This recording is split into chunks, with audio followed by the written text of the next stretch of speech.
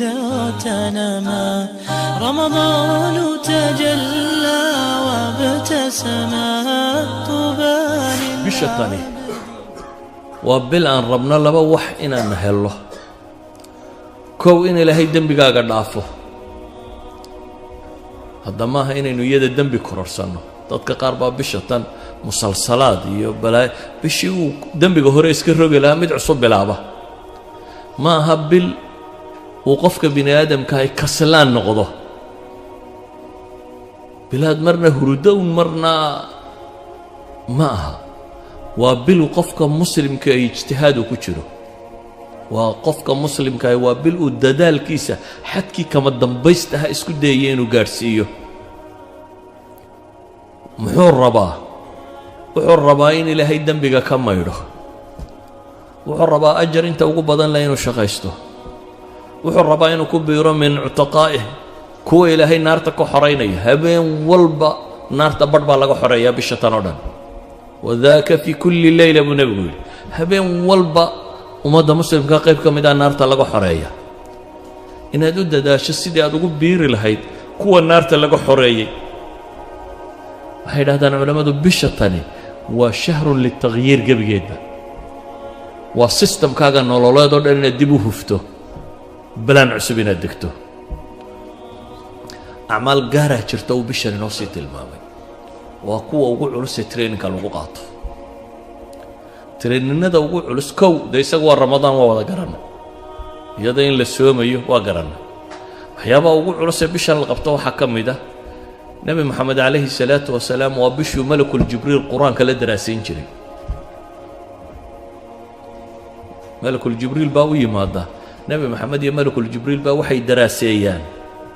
كتاب كالله إلى هذا الكيس إذا بشة تنبع علماء ضوي هذا وابلو قفك مسلم كي أحد حده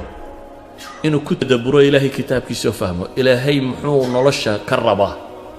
إذا بشة تاني وابلو قفك مسلم كي أحد حده ورب الإلهي وركي سفهم مرته ربي وحا وكوش يغيو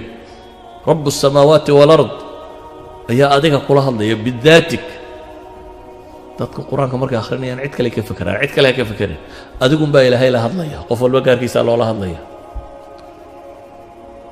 وحيابا بشة وآت كوقب جري النبي عليه الصلاة والسلام ومد المسلمين توفروا وحكم ده قيام الليل كتراويح ده صلاة ده بدن اللي تكونين صلاة ده بتصطه وحيابا لسفروا وحكم ده بشة آت كان لو جد دالية أو نبي سمين جري التصدق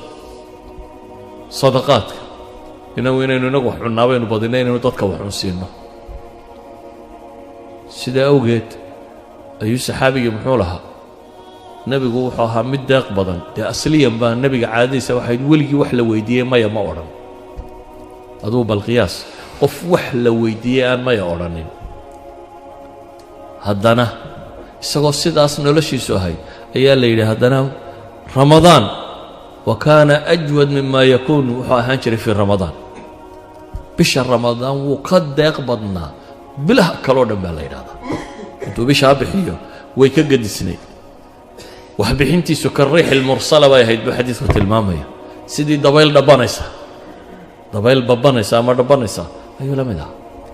يعني النبي عليه الصلاة والسلام قاعدتي سوي فري بشتاني وبالمركات ضدك مسلمين التكافل الاجتماعي سنة حريستان فقراء وحلسية مساكين وحلسية قرابة الله حريرية طلق الله حريرية ادوال بوحلسية حيابو النبي بشن سمين شري وحكام ده iyadoo cibaadadiisu ay saa u badanto haddana bisha qayb ka mid ah dunidaba ka sii go'i jiray marka horeba bisha cibaada lagu jiray haddana qayb kaloo bishan ka mid ah buu ictikaaf wax la yidhaahdo samayn jiray the last days baad ku jirtaa tobankaa maalmood ugu dambeeyana nabigu calayhi salaatu wasalaam wuu ictikaafi jiray marka ictikaafku macnaheedu waa maxay xaaraan iyo baabka ka kaalaya mubaaxaadka iyo xalaashii buu ka tegayay حتى حلال أجر لوجو قريو كتجيو أجر كوين وراديني النبي عليه الصلاة والسلام حين وتلا نكو قبل لي سمركو وطقو دو حلال وطقو أجر بالله قرا سيد حديث كان يقول شيء لكن طبعا كان مع الموضة الدنبه مع الدمر ولا قفغانية ولا تباشروهن وأنتم عاكفون في المساجد وإلهين هوين كان هلا نغمينا إذن كو اعتكاف سنباليد إذن طبعا كان مع الموضة calaa'iqu dunya kullaha buu jaraya wuxuu u fasaxa qaadanayaa inuu umuurta aakhiro oo qura bishan ka shaqeeyo inuu 10kan maalmood umuurta aakhiro oo qura uu ka shaqeeyo waxyaabaha bishan ku badnaa nabiga calayhi salaatu wasalaam waxaa ka mid ah ducaa ilaahay baryadiisa walidaalika baa aayadda ducada ugu khaasaysani waxay ku soo aroortay maxay fii wasati aayaati sawm waidaa sa'alaka cibaadii cannii fainii qariibun ujiibu dacwata daaci idaa dacaan falyu'minuu bii aayaadkaasi kadib baa walaa tubaashiruhunna waanta aayaadka dambe ictikaafkii ka warramaya soomka aayaadkii soomka kalena waa ka horreeyaan idan waxay dhexda ugu jirtaa maxay waxay dhexda ugu jirtaa ramadaanka walidaalika culamadu waxay dhahdaan waa astaan tilmaamaysa khusuusiyada ay dacwadu baryada ilaahay leedahay bishan gudaheeda daba ayuha alaxiba ilaahay wuxuuna leeyahy waan tasuumuu khayrun lakum in kuntum taclamuun kuwii cudurdaarka la siiyey ayaa haddana waxaa la yidhi wacala aladiina yutiiquunahu fidyatu طacaamu miskiin markii la yidhi ayaa haddana waxa yidhi waan tasuumuu khayrun lakum in kuntum taclamuun adigoo cudurdaar haysta haddana waxaa la yidhi waan tasuumuu soomkaa idiin khayr badan haddaa wax garanaysaan baa ilaahayna leeyahy subxaanaه wa tacaala haddaa wax garanaysaan haddaba ayuha alaxiba warkaygu wuxuu ku kooban yahay bisha tan soo socota in shaa allahu tacaala diyaargarowgeennu ha noqdo sidaynu ilaahay ugu noqon lahayn rabbi ugu xidhmi lahayn aakhiro ay u noqon lahayn taargetkeenna ugu weyn iyo saynu cadaabkeeda uga badbaadi lahayn janno ilaahay u weydiisan lahayn oo u geli lahayn bisha tani markaa ha noqoto daal badani waa inuu kaa muuqdaa oo ah fa idaa faragta fansab ilaahay taacadiisa iyo cibaadadiisa inaynu ku daallo ee bil kaslaamnimo badan aynaga muuqato laziness bil aynu qaadna maaha bil dadku caajis oo waan soomanay qof walba idhaa nafta ka sii baxdo ee waa bil aad u baahantahay waa tababar baad galaysaaye